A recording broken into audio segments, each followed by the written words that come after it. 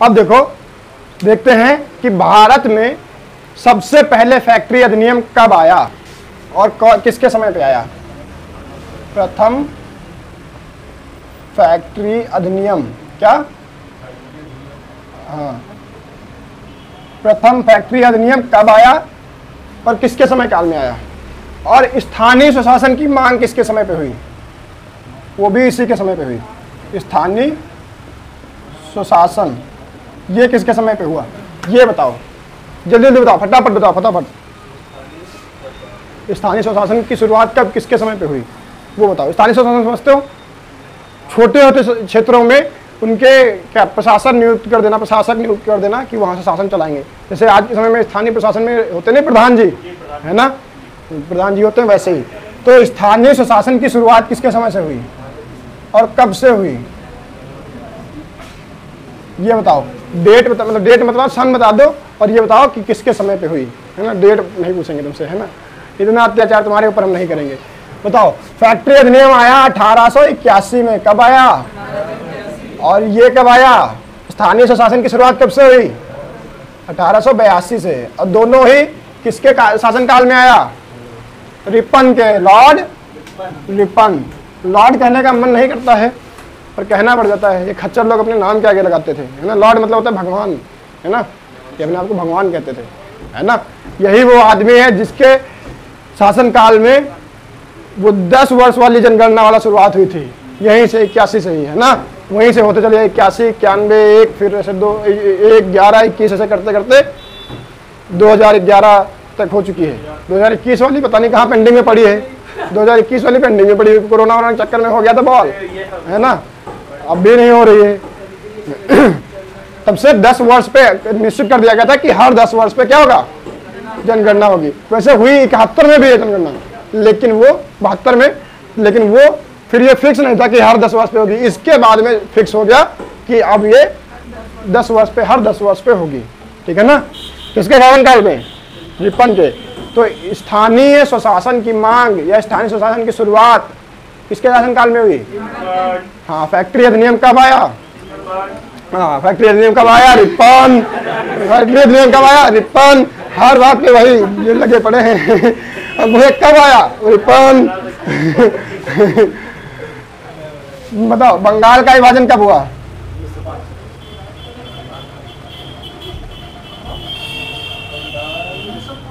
बंगाल का विभाजन कब हुआ और किसके शासनकाल में हुआ, और रेलवे बोर्ड का गठन भी इसी साल हुआ है, हाँ? सोच लेना, बाद में मौका नहीं देंगे।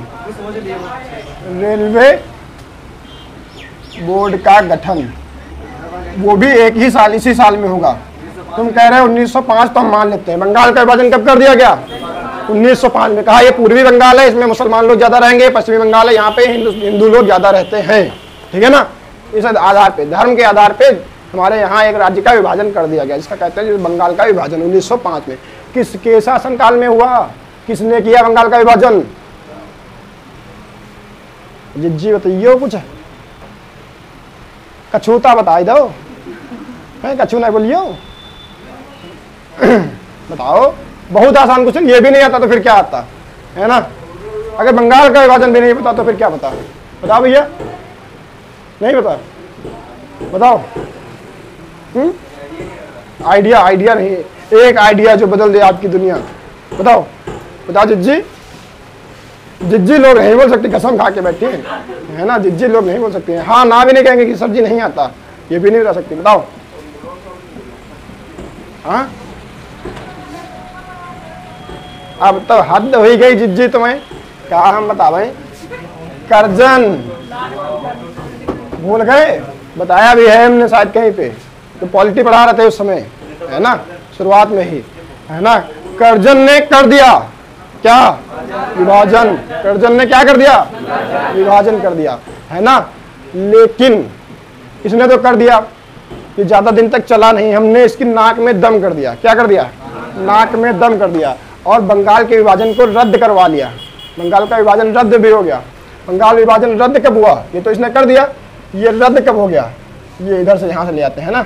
ये बंगाल का विभाजन रद्द हो गया, किसके शासनकाल में और कब, कितने साल तक विभाजन चला ये, 1911 तक। कब तक चला? 1911 तक ये विभाजन चला। और किसके शासनकाल में खत्म हो गया ये? हार्डिंग। क्या नाम था? हार्डिंग के लिए इतना हार्ड हो गया था बंगाल का विभाजन कि उसको खत्म करना पड़ गया। क्या खत्म करना पड़ गया? बंगाल का विभाजन। तो इससे बंगाल एक हो गया।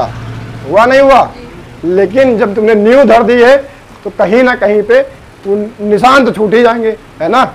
ऐसे कोई कपड़ा है, इसको तुम फाड़ दो, उसके बाद उसको सिलो तो निशान तो पड़ ही जाएगा ना वहाँ पे, है ना। तुमने उसको फाड़ किया है, इसका विभाजन कर दिया है, दोबारा से सिल रहे हो तो क्या निशान तो पड़ ही जाएंगे। और वहीं से कारण बन जाएगा पूर्वी पाकिस्तान बनने की, वहीं से नींव पड़ेगी जहाँ से पूर्वी बंगाल बना था। ठीक है ना। तो हार्डिंग के लिए हमने बहुत हार्ड कर दिया था कि ये अब चलेगा नहीं बंगाल का विभाजन। 1911 आते आते हमने उसको फिर से अपने देश में मिला लिया था, है ना। अब बताओ मुस्लिम लीग की स्थापना। ये बातें मत करो यार, हम देखो इतने तेज आवाज नहीं निकली फिर भी चिल्ला रहे हैं, है ना। चाहते तो इतने कोई खींच सकते थे, कह देते छुट्टी, है ना। अब बताओ क्या पूछने वाले, तुमने भुला दिया हमको। हाँ, मुस्लिम लीग की स्थापना।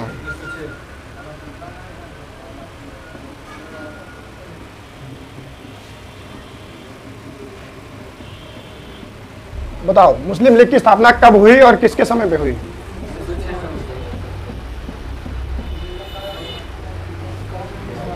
कब हुई? 1906 में। किसके शासनकाल में हुई?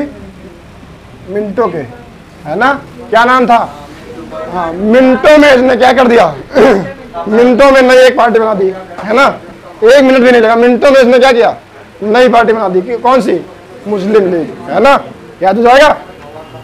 पहले तो धर्म के आधार पे तोड़ा, फिर धर्म के आधार पे एक नई पार्टी बना दी मिनटों में। कौन सी पार्टी? मुस्लिम लीग, है ना। जी जी बिल्कुल, है ना। बताओ होम रूल लीग याद है? इसकी स्थापना कब हुई? चंपारण आंदोलन कब हुआ? बताओ चंपारण सत्याग्रह कब हुआ? होम रूल लीग की स्थापना कब हुई? ये सब बताओ तुम, बताओ बताओ। हाँ, बहुत सारी चीजें हैं। जलियांवाला बाग हत्याकांड,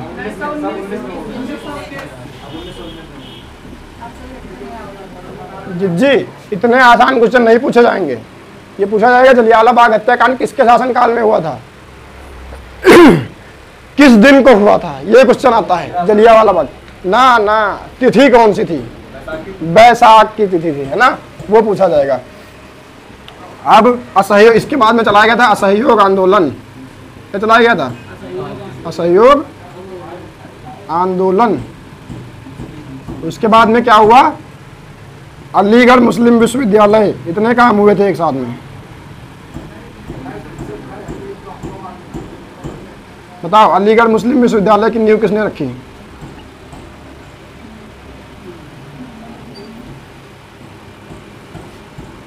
बताओ, सबकी डेट बताओ और सारे काम बताओ, किसके शासनकाल में हुआ ये बताओ।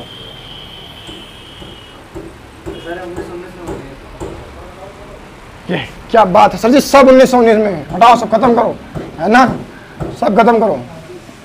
लफड़ा ही नहीं मांगता, अपने को लफड़ा ही नहीं चाहिए, है ना, लफड़ा ही नहीं चाहिए। देखो हम लिखते जा रहे हैं, ध्यान ही नहीं दिया, उनको बताना है। होम रूल लीग की स्थापना 1917 में किसने की? बाल गंगाधर तिलक। किसने किया? किधर लिखे? नहीं लिखेंगे, ऐसे याद रख लेंगे। बाल गंगाधर तिलक ने 1917 में। फिर चंपारण सत्याग्रह 1917, याद करो जिज्जी, वो बाबा आए थे वहां से, अफ्रीका से। कब आए थे? डेट बताओ, डेट बताओ। ए जिज्जी, महात्मा गांधी कब आए थे अफ्रीका से? 1915, डेट बताओ। प्रवासी भारतीय दिवस उसी दिन मनाया जाता है। रटा रटा के हम मर गए हैं 15 जनवरी। क्या बात है, आप लो इस बात पे, आओ क्या बात है। 15 जनवरी, सब 15 जनवरी 1915, सब एक तरफ से खत्म। हाँ 9 जनवरी, शाबाश। कब आए थे?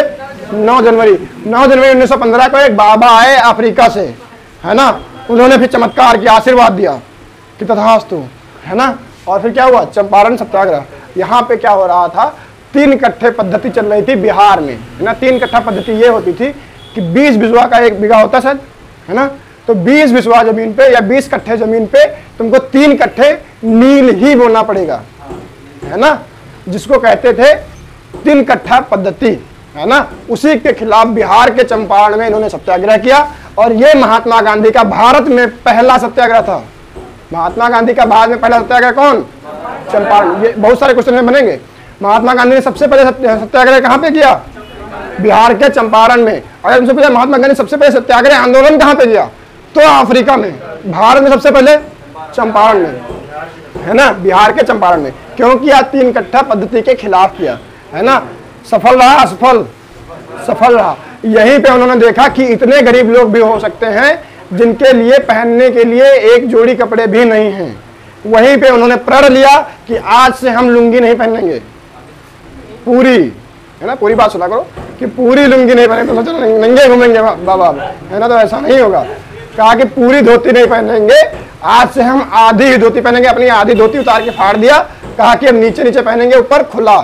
तो तुम जितने भी महात्मा गांधी की फोटो देखोगे उनमें केवल नीचे बांधे होते हैं, ऊपर खुला। तो आधी ही धोती पहनते थे। कहा जब तक हमारे देश में सभी लोगों के लिए वस्त्र की व्यवस्था नहीं हो जाती है तब तक हम आधे कपड़ों में ही काम चलाएंगे, है ना। यहीं पर महात्मा गांधी को महात्मा की उपाधि मिली। किसने दिया, अरे भैया क्या बात है देखो कितनी कमियां निकाल रहे हैं। हो सकता है पहले की फोटो हो, वो कह रहे सर जी वो देखो तुरंत फोटो लगी, उसमें कुर्ता पहने हैं। अब बचपन की फोटो नहीं हो सकती क्या, वो पैदा हुए थे तब की फोटो देखो, सर पे बाल भी नहीं है, देखो सर पे बाल भी नहीं है, पैदा हुए थे तब की फोटो है।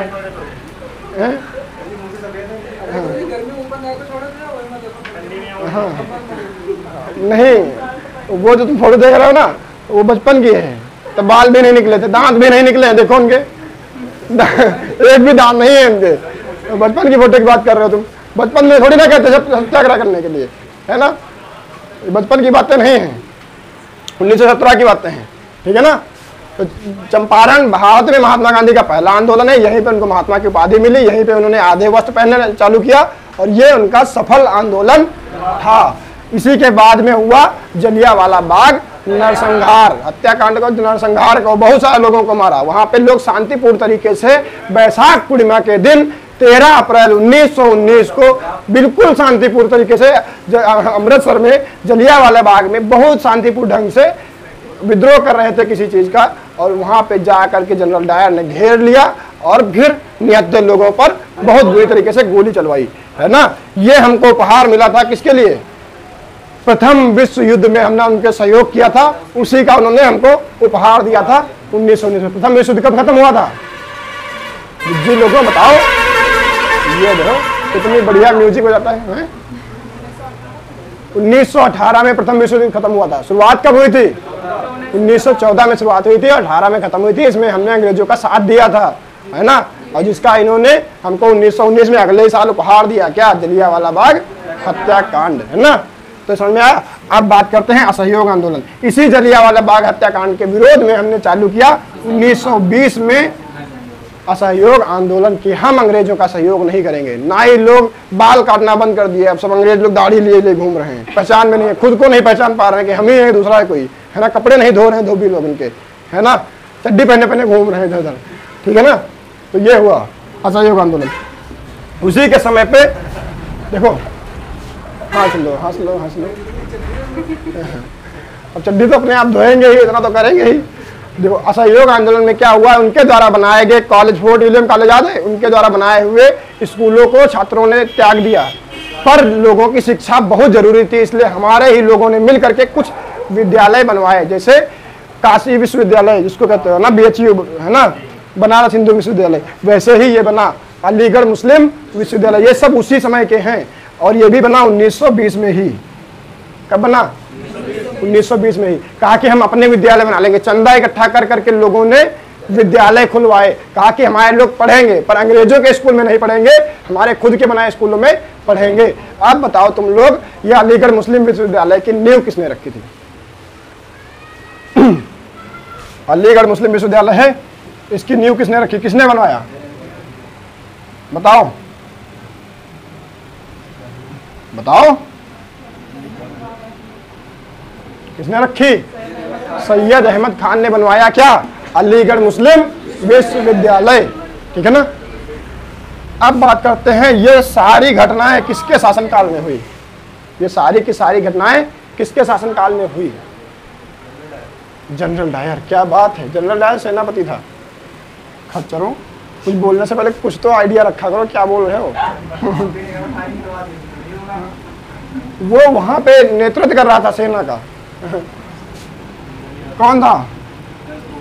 जेम्स फोर्ड, है ना। जेम्स फोर्ड ने ऐसा तोड़फोड़ बचाया कि हमने फिर क्या किया, एक होम रूल लीग की स्थापना की, एक चंपारण में आंदोलन किया, एक जलियांवाला बाग उसने कर दिया, तो उसके चक्कर में हमने असहयोग आंदोलन और अलीगढ़ मुस्लिम यूनिवर्सिटी की स्थापना की। अलीगढ़ मुस्लिम यूनिवर्सिटी की स्थापना किसने की? सैयद अहमद खान ने, है ना। अब बताओ, इसके बाद में आता है Simon commission. Simon commission Bharat कब आता है? साइमन कमीशन भारत कब आता है और किसके शासनकाल में आता है, यह भी बताना है। बताओ, साइमन कमीशन भारत कब आता है? ये क्या बात कही तुमने? क्या सर जी, हम नहीं गए, मुंह से निकल गई मेरी, है ना। हाय, मेरी जबान फिसल गई। 1928 में कब आया? 1928 में साइमन कमीशन आया। इस समय इरविन था। कौन था? इरविन। लॉर्ड इरविन के समय में साइमन कमीशन भारत आया था। इसी के विरोध में लाला लाजपत राय को लाठी लगी थी और उसी से उनकी मृत्यु हो गई थी, है ना। तो किसका विरोध कर रहे थे लाला लाजपत राय? साइमन कमीशन का। मेरी आवाज के लिए तुम लोग प्रार्थना करो, ईश्वर से दुआएं करो कि मेरी आवाज निकले, वरना तुमको पढ़ाएगा कौन? हाँ, निकल रही है। तुमको पता नहीं है कितना कष्ट हो रहा है यहाँ पे, चीरते फाड़ते हुए निकल रही है, कितना अंदर से खींच खींच के निकाल रहे हैं, वो सोचो तुम। अच्छा बताओ, द्वितीय विश्व युद्ध की शुरुआत किसके शासनकाल में हुई, और ये सब चीजें बताओ। हाँ, द्वितीय विश्व युद्ध की शुरुआत कब हुई? हाँ, 1939 से शुरुआत हुई थी। देखो पूरा बता दिए, है ना। ये कहते हैं पढ़ने वाले बच्चे। ताली बजाओ इनके लिए सब लोग। देखो जिज्जी लोग अपने जिज्जी, वे कहते हैं ना महिलाओं का कोई विरोध नहीं करता, इतना हम लोग इनकी बेइज्जती नहीं करते हैं जितना महिला आपस में चिढ़ती है एक दूसरे से। महिला लोग ताली नहीं बजाएंगे, बहुत कम लोग बजाएंगे। देख लो आपस में चिड़न, है ना। इतना तो हम बेइज्जती नहीं करते, इतनी तुम्हारी बेइज्जती ये लोग की है अभी, है ना। अभी बाहर जाना लड़ाई कर देना, यहाँ करना, ठीक है ना। ठीक है, तो द्वितीय विश्व युद्ध की शुरुआत कब हुई? पहला वाला कब हुआ था? द्वितीय विश्व युद्ध खाली लिखते हैं, इसमें पूरी डिटेल लिख देंगे। 1939 से चालू हुआ और 1945 तक चला, है ना। तो शुरुआत वाला हमको केवल देखना है। 1939 के समय जब द्वितीय विश्व युद्ध चालू हुआ था, उस समय कौन था भारत में, किसका शासन चल रहा था, बताओ। और उसी समय पाकिस्तान का विभाजन भी हुआ था, है ना। नहीं, पाकिस्तान की मांग हुई थी, I am so sorry, Pakistan की मांग हुई थी, है ना। तो पहली बार पाकिस्तान की मांग हुई थी।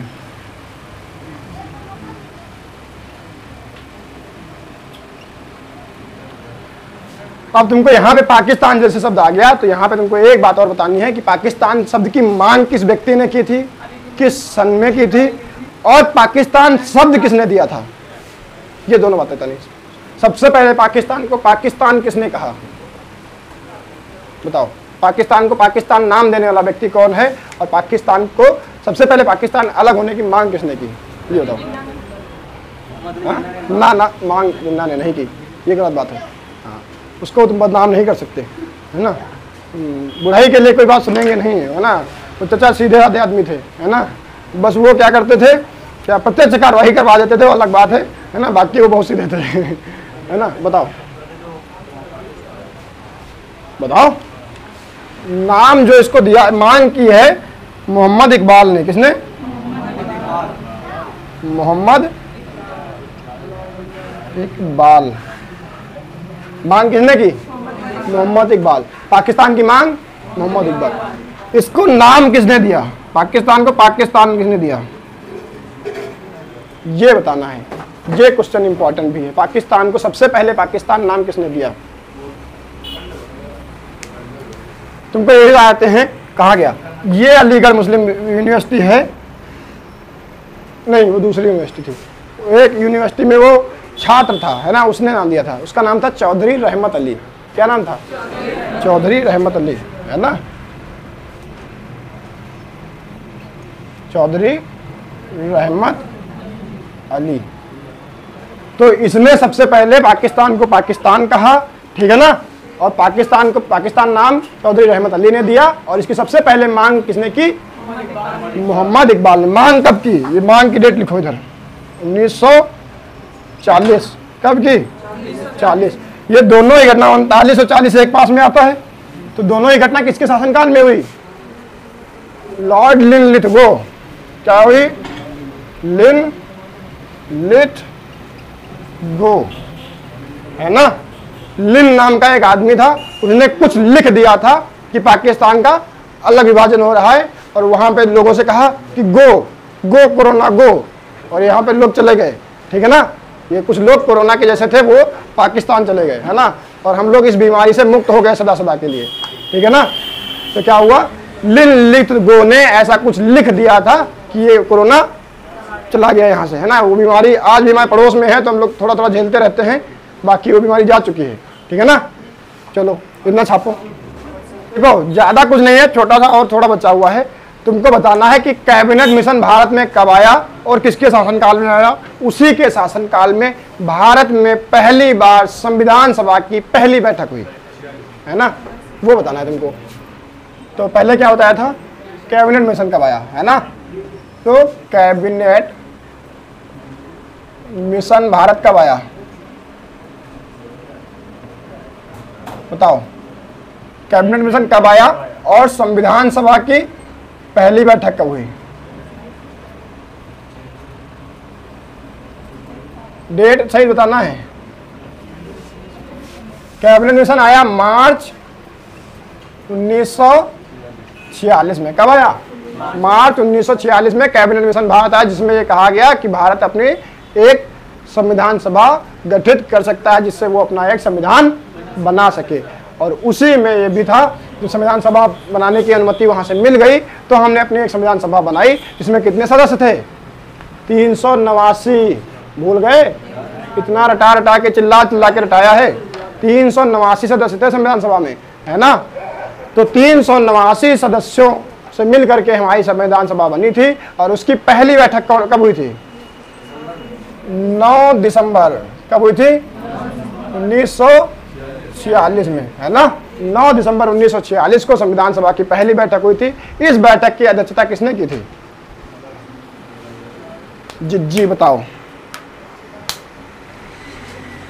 बता रहे हैं, सही है, तेज बोलो खाली। सच्चिदानंद सिन्हा, डॉक्टर सच्चिदानंद सिन्हा ने संविधान सभा की पहली बैठक की अध्यक्षता की थी, और यही है हमारे संविधान सभा के अस्थायी अध्यक्ष। अगली बैठक हुई कब? इसके जस्ट 2 दिन बाद, 11 दिसंबर 1946 को। और इस वाली बैठक में बताया गया कि अब संविधान सभा का कोई एक स्थायी सदस्य होगा। अभी तक अस्थायी थे पहली बैठक में, इस वाली में स्थायी अध्यक्ष बनाया गया। किसको? डॉक्टर राजेंद्र प्रसाद को, ठीक है ना। समझ में आया? दूसरी बैठक कब हुई? 11 दिसंबर 1946, है ना, 2 दिन बाद। तो याद हो जाएगा। इतनी सारी चीजें थी।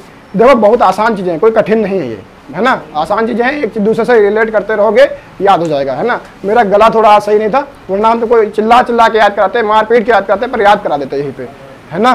पर ये बहुत इंपॉर्टेंट है, पेट के लिहाज से बहुत ज्यादा इंपॉर्टेंट है। तो ये सारी चीजें याद होनी चाहिए। और हम ये नहीं कहते कि कल तक याद होनी चाहिए, हम ये कहते हैं आज ही याद होनी चाहिए, आज ही सब याद होना चाहिए, ठीक है।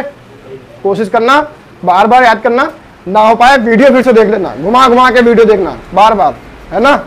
तुमको जैसे याद हो तुमको याद करना है ये, ठीक है। जय हिंद।